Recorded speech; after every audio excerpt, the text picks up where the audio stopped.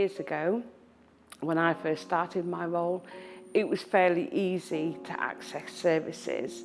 Over the years, a lot of services have been decommissioned, moved, or they've been more put together where, it's been more difficult for our beneficiaries or any beneficiaries to access. No one wants to be known that they've got mental health problem. And if you've got complex needs, that usually comes with mental health, it usually comes with substance misuse, and that can be another barrier also. I've worked with plenty of my beneficiaries who's going through mental health illness and need some support with counselling, but always been told that no, because they're on substance, they can't get the support. So, and that's sort of like backed us up in a corner, because that's the reason why they're using substance or drinking, is because they've got mental health issues. We had a male beneficiary. He was living with mental health issues since the age of 10.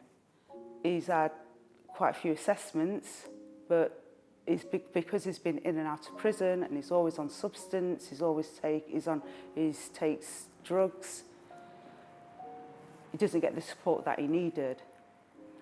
When he got onto started working with Opportunity Nottingham, we managed to get him some support, but the support didn't come quick enough.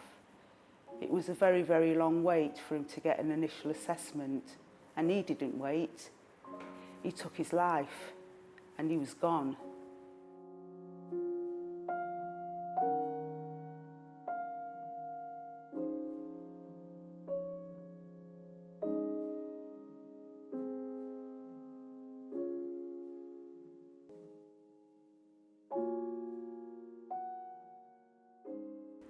I suppose my feeling is that those who are most vulnerable, those with complex needs, are often the ones that find it hardest to access the help. There's all sorts of barriers. There's difficulty getting access, first of all, to see a GP. People who are homeless, for example, are often find it almost impossible to register, even though obviously if they are no fixed abode, they should be in anyone's catchment area and able to do that. But some practices still make that difficult or insist on photo ID, that sort of thing. It's the people with mental health problems who don't come to the appointments that I'm often most worried about.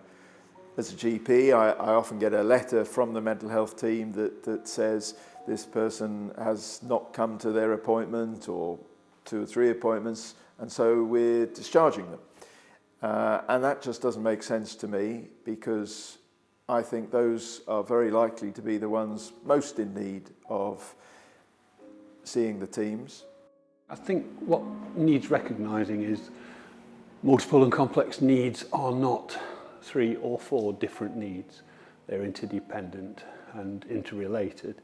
So the idea that you can take somebody in, deal with their substance misuse and then send them on to the next piece of treatment doesn't work. You need to be working on all those dependencies, all those needs at the same time. There's the conundrum of people being turned away because they're being told to resolve their substance misuse issues or their housing issues before they can access therapy or treatment, for instance.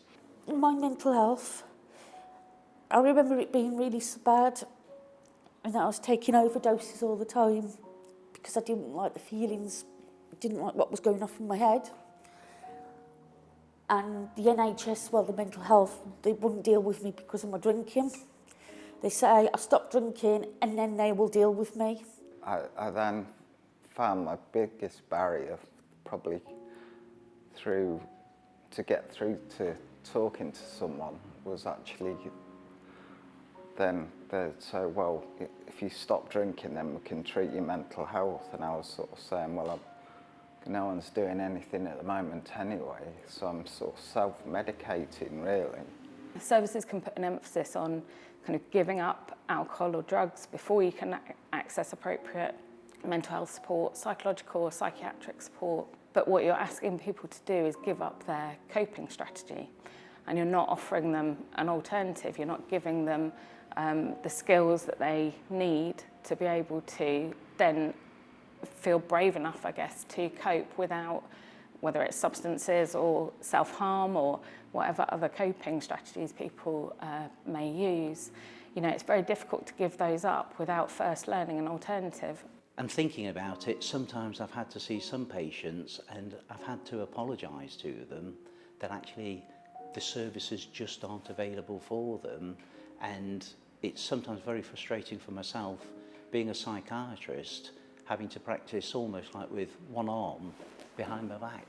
Because again, sometimes I cannot treat them because it's not the service, our service isn't commissioned to treat them, and actually to point them in the right direction, it's a bit of a hurdle. If we've got somebody in crisis, it's very, very hard to access the crisis teams because they're limited. They're limited to what times they work. They don't go out at night time anymore. Years ago they used to, you know, the crisis team used to always see to people with poor mental health and get them to a place of safety.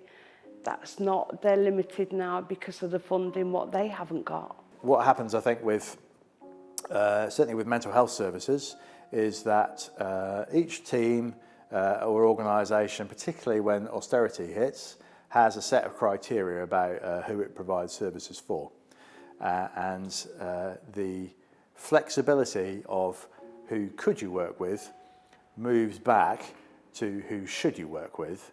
And that's a very important distinction, because then people start to use, when they feel attacked financially, for instance, by austerity, they retreat back to what is their known territory.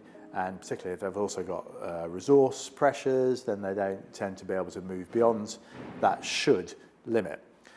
And if all services are doing that, you get cracks in between where people aren't served.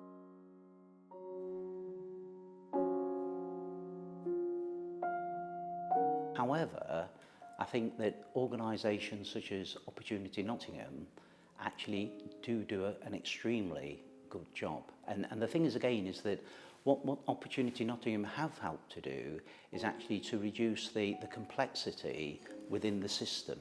So again, for myself as a clinician, it's always been very useful for patients to come along with an Opportunity Nottingham worker, and as before they probably wouldn't turn up to see me. And the thing is, in order to make a difference, the patient needs to come and see you. So that's a key part of Opportunity Nottingham.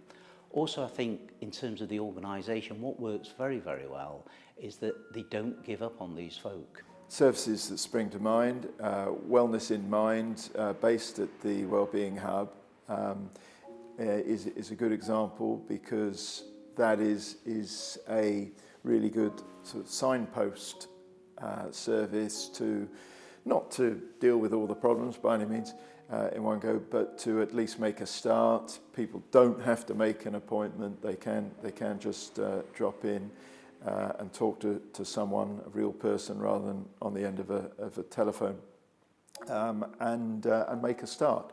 From my own experience, I think what works is being able to build up a positive relationship with the people who are there to care for you, be it a nurse or a psychiatrist or a therapist, or even your GP for that matter.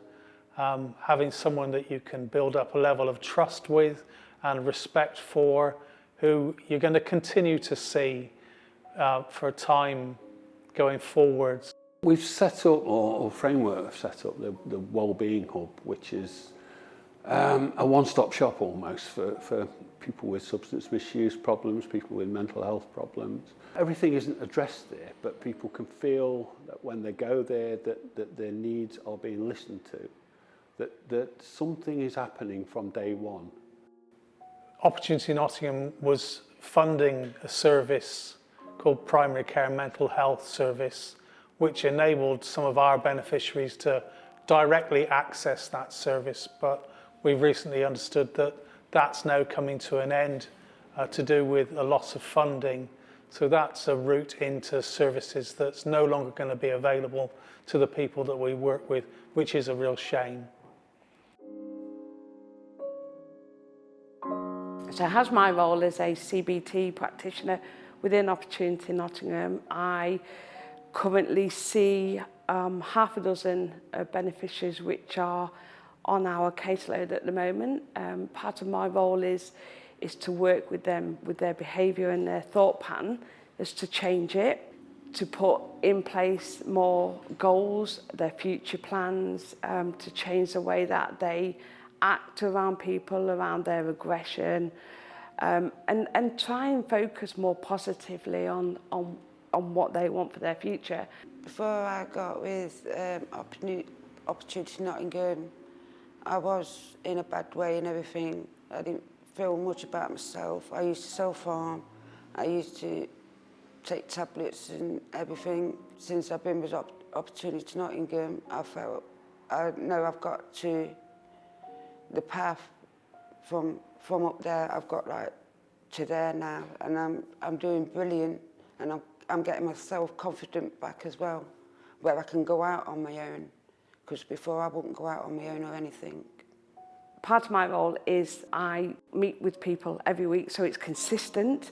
They only have one worker, which is myself. They can contact me whenever they feel that they need that little bit extra support. It's always where they want to meet. It's never clinical. It's never in the place that they never feel comfortable. It's always in the place that's more comfortable for them. With me being in the hostel, I wouldn't even go out the hostel, but Maggie, when she comes down and sees me, she goes, "Caroline, we're going out for a cuppa," and if I say no, she's really demanding.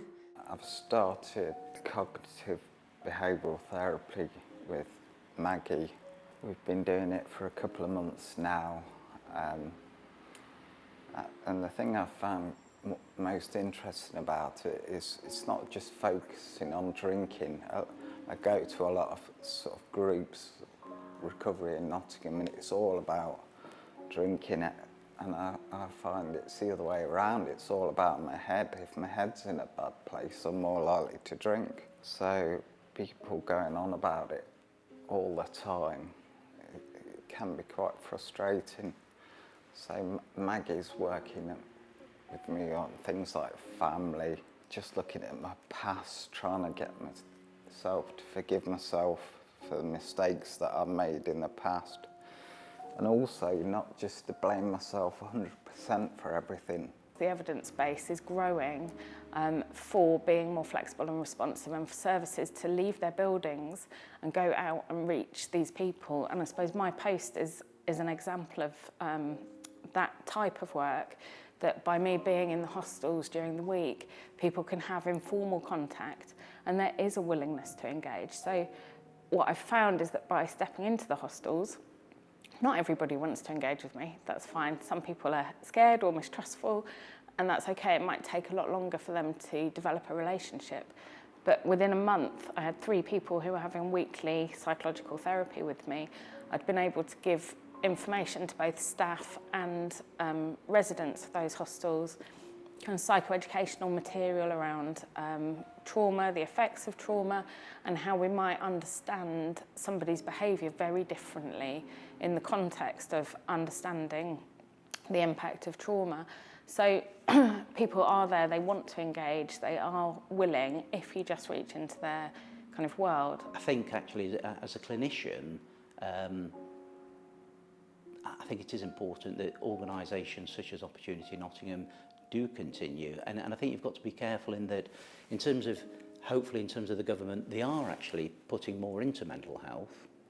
But even though as a psychiatrist I'd like to see more psychiatrists, I wouldn't want to see less people actually in terms of wraparound services working with the people that I see, because again it's very much working together in it's a huge multidisciplinary team, and I think that's required. So reflecting over the last 8 years since 2010 and austerity, certain things are a little bit better, but I think it's very much about recovery agenda and also actually having wraparound services helping people coming in.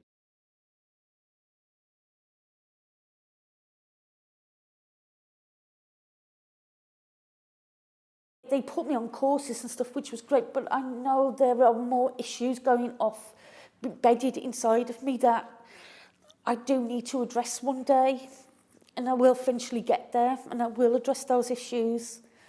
But I will say that life is a lot more better than it was 3-4 years ago, believe me. I would say miles better. You know, all I want to do is just move forward, but slowly and surely, because that's how you ever get there.